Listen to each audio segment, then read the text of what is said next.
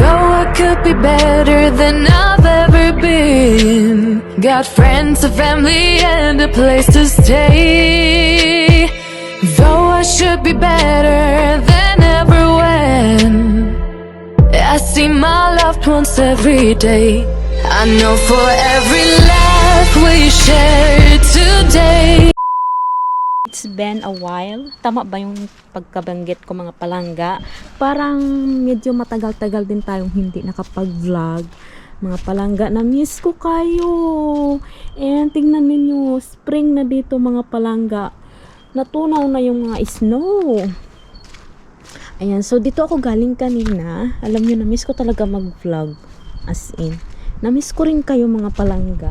Pasensya na kayo sa ating kamukaan dyan kasi ganyan talaga. Ganyan talaga ako mga palangga. Hindi ako nag-aayos ng yung mga kaarte-artehan dyan. Nag-aayos lang tayo pag-aalis tayo. Tingnan ninyo, ang unang tumubo dito, ipapakita ko sa inyo mga palangga ha. Yung unang tumubo sa aking garden.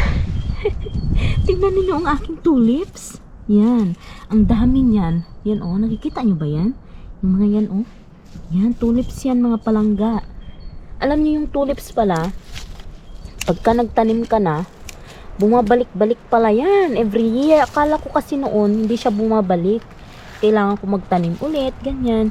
Pero kung gusto ninyo na ano, halimbawa nakapagtanim na kayo no, tapos gusto niyo nang maparami pa sila, dagdagan niyo lang yung ano, yung mga binhi niyo ba. Yung parang ano yun, parang onion yan siya eh. Yung binhi ng tulips. Yan. Hey. Tapos naglinis na rin ako dito sa loob ng aking greenhouse mga palangga. Tingnan nyo kaninang umaga. Ang aga kong nagising. Tapos yan yung inayos ko.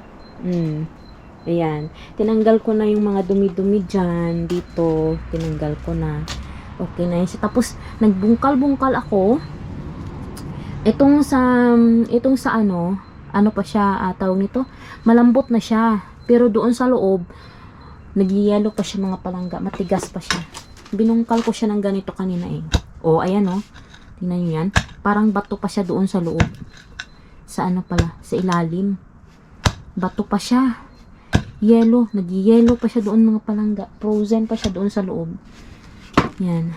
Tapos, ayan na. Tinanggal ko na yung mga dumi-dumi dyan. Lalagyan ko yan siya ng ipot ng ipot ng ano, ng kabayo, tsaka ng ano yun? Kalkya. Ano ba yung kalkya sa ano, sa English? Chalk ba yun? Yung parang ano, yung ginagamit nila minsan yung ano ng itlog. Yung balat ng itlog. Hindi ko alam, kalkya, basta kalkya yung tawag ni Arto. And then, hindi pa ako makapaglinis dito mga palangga o yung mga dahon-dahon kasi meron pang ano takatalvi, yung babalik pa yung ano ba, yung snow. Pero pag bumalik yung snow mga palangga, isang araw lang yun, matutunaw siya kaagad. Hindi na siya magstay sa lupa, matutunaw siya kaagad. So mag-rake na lang ako ng mga dahon kapag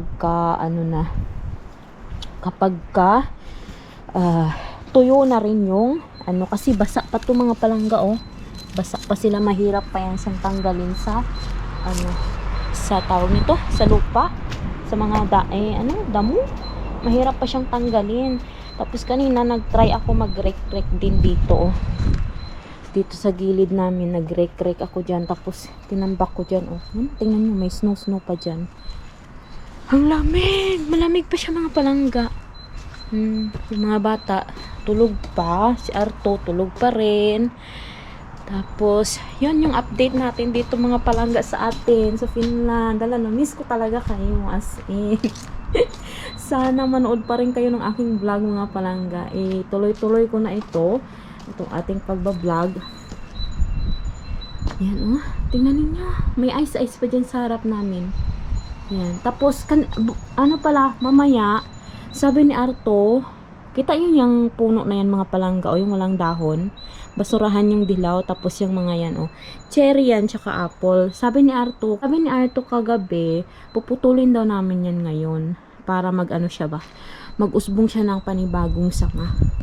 Tingnan natin kung, kasi yung ano, yung cherry mga palangga, sobrang tagal na niyan. Pag namumunga siya, ano, tawag nito, masyadong mataas, hindi namin maabot yung cherry. Tingnan nyo, meron pala kami ano, barbecue, ano dito, yung uling yung gamit. Nagamit na namin to 2 beses. Yan. So, ang daming mga naganap dito sa amin mga palangga, pero hindi ko lang na-share kasi nga hindi ako nag-vlog, no. Ilang araw din akong hindi nag-vlog. So, i-check pa natin yung ating ano, yung ating garden doon. Tignan natin. Ay, namig ko dito pala yung tatlong flat na to, flat ba tawag dito?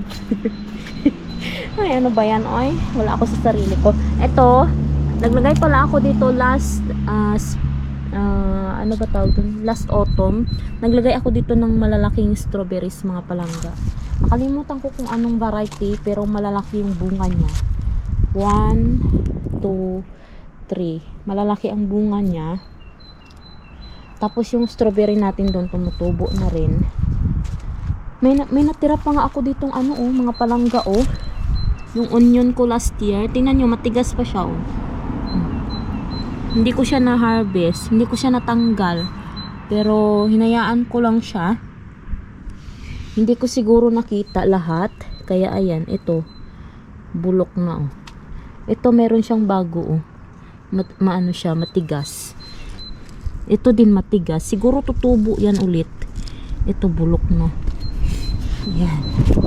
Spring na dito mga palangga. Yung mga anak ko, alam nyo, excited sila na mag-spring. Excited sila. Kasi ano, boring kasi pag ano mga palangga, pag winter. Lagi ka lang nasa loob ng bahay. Diba? So, papasok muna ako dito sa loob kasi meron akong labahing kailangan ano tawag nito sampay.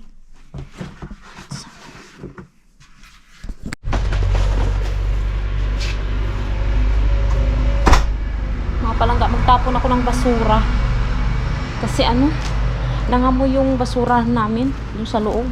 Nagluto kasi si Andre ng ano kahapon mga palangga, kagabi pala ng isda, nagprito siya. Tapos yung bituka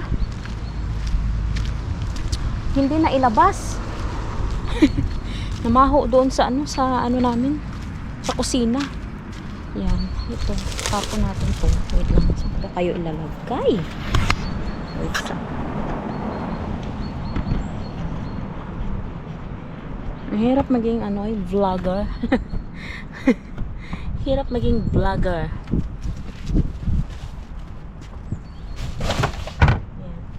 And then, ito pala yung kahoy na puputuli namin mga palangga. O yan. Ito yung cherry tree. Yan siya. Yung cherry tree. Ito. Maano na to siya. Sabi ni Arto, sobrang tanda na nito. So, puputulin namin yan mamaya. And then, yan yung apple tree naman. Puputulan din namin siya mga palangga.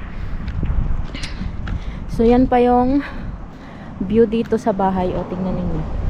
Natutunaw na yung mga ice. Basa dito. Basa dito sa paligid. Tapos, magwawalis ako dito. Ilinisin ko tong aming garahe. Magwalis tayo dito mga palangga. Ano ba yung walis? Uy. Ito ba? Pwede na siguro to. Ayan, tigas naman. Tigas naman ang walis na to. Parang hindi siya pang hindi siya pang simento. Kasi pag si Arto kasi naglilinis dito mga palangga, inaano niya to, binoblow niya to. Blower lang ba? Sabihan ko nga siya mamaya, i-blower niya tong dito sa kasi ang daming dahon. Tapos ako na lang mag-ayos ng mga kalat-kalat dito. Ito pa yung pang-harvest namin ng pang-harvest namin ng mga palangga, blueberry. Yan. Para hindi ka na duko ba? Meron ng ganyan. Parang meron na siyang stick. Tapos, kung gusto mo naman yung mag-kuba-kuba ka, ganyan. Ganyan. Ito yung gamit namin. Dito pa siya. Yan, ayusin ko to mamaya. Ang daming kalat. Tapos, ito. Ay, yung drone ni Arto, oh. Meron si Artong drone, mga palangga. Pero, hindi niya alam paano gamitin. Pinapalipad niya to minsan. Pero, dito kasi sa Finland, mga palangga, parang, if need mo magpalipad ng drone, kailangan mo ng license kasi yung privacy ba. Parang kailangan natin ng license dito magpalipad ng drone. Ewan ko lang ha. Yun yung alam ko. Yun yung sabi sa akin ni Arto noon. So, pasok na ako. Kain muna ako ng lunch. Hala! Lakman! May spare key tayo dito.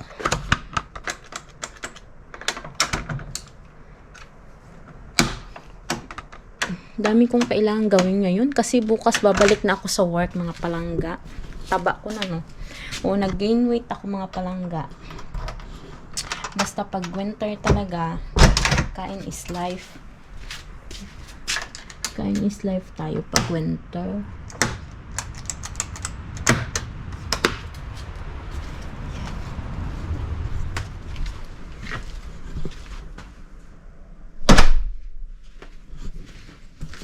So, kakain ako ng rice. Meron pa ako ditong chicken feet. Chicken feet. Ay, ang sarap niyan ha. Super lambot niyan, mga palangga. Tsaka meron pa kaming rice dyan. So, kain tayo. Yung mga bata, yung ko kung anong ulamin nila mamaya. Magluluto ako mamaya. Para sa kanila. Para na rin sa dinner namin. Parang nanginginig na kasi ako, kaya kakain ako. Nag-breakfast muna ako kanina. Minom ako ng kape. Tapos, tinapay. Nag-breakfast muna ako ng kamay.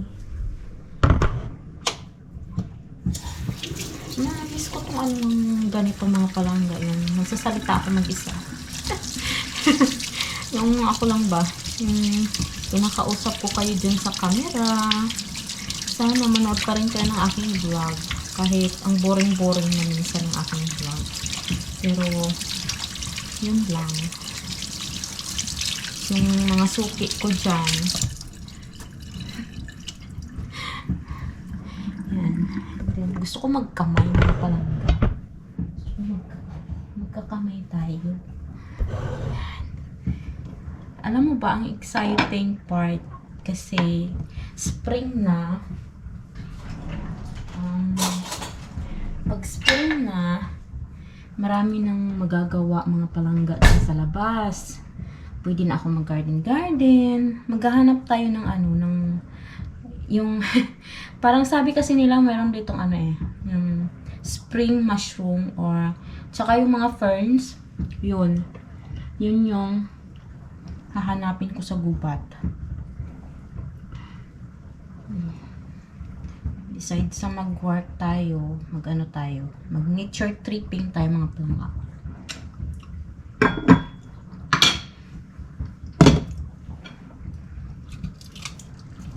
Kunti na lang pala tong chicken, feet na natira. Painit ko muna siya sa microwave. Sabay ng aking rice.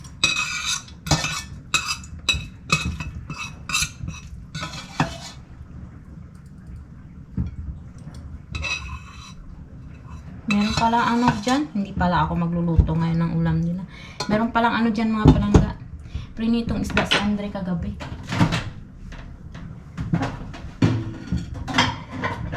Isabay ko na rin nga painit yung pritong isda.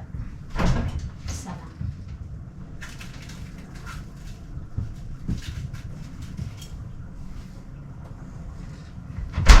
Ito magpainit tayo ng isa. Try natin.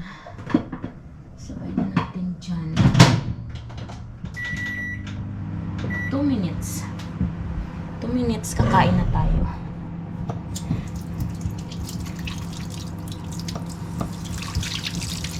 After kong kumain, siguro ano ako dun sa labas, maglinis ako dun sa garahe namin mga palangga. Para may magawa naman tayo dito sa bahay. Kasi ano, yung bakasyon ko kasi ngayon mga palangga, bali 9 days. Ito na yung last day ng bakasyon ko. Galing kami ni Arto ng Sweden, tapos kakabalik lang namin, tapos yun, parang napagod ako sa kakahiga-higa lang mga palangga, hilata pa. So mag-work tayo para may magawa naman tayo. Ang lamig doon sa labas. Ayan, may pakita pala ako sa inyo. Bago kami nagpunta ng Sweden ni Arto, nakapili kami nito sa market. Ang tawag nito? Labanos. Labanos mga palangga. Ang laki ng labanos. Medyo na ano na nga siya, lumambot na siya mga palangga kasi 3 days na ito. Kaya kailangan kainin na namin to.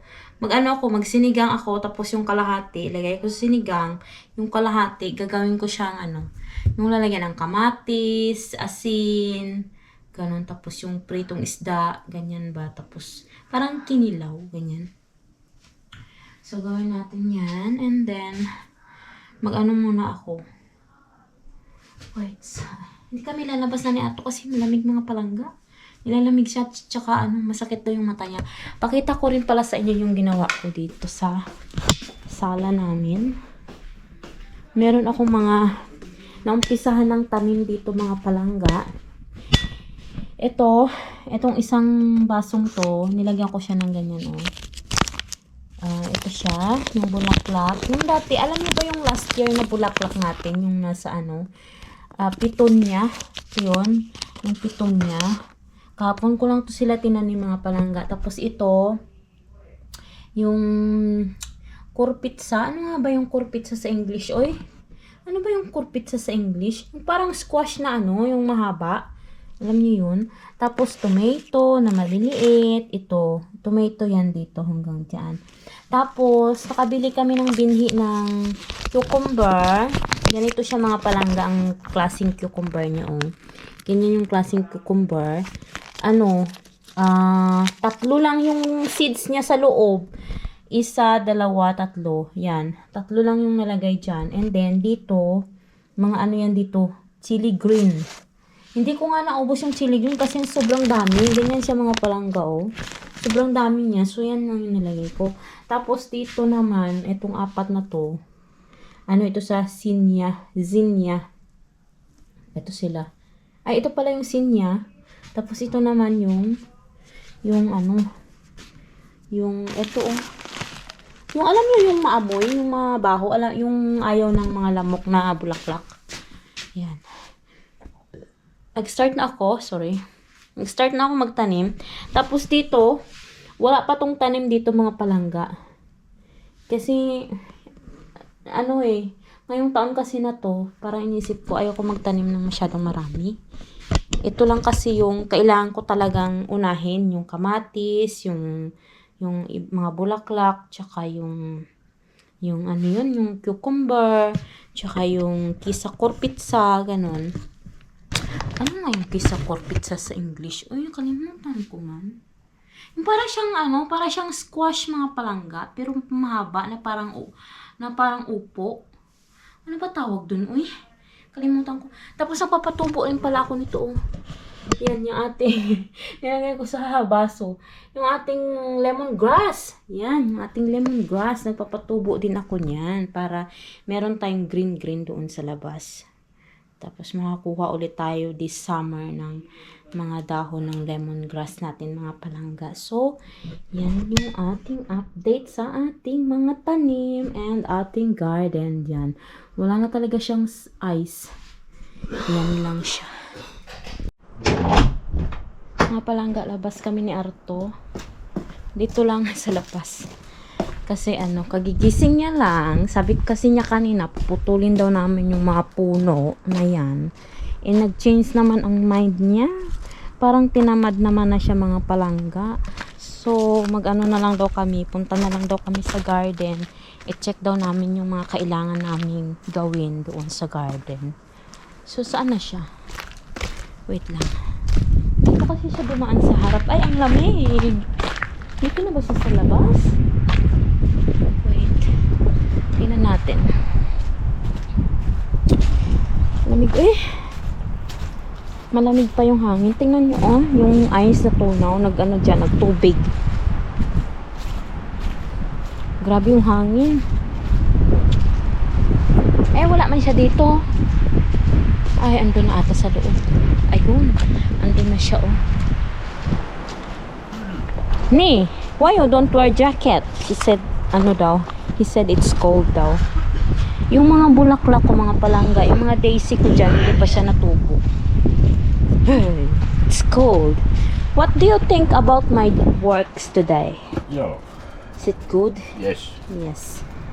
Really good. Siya nilalamig. Mikä kuoppaa tuossa?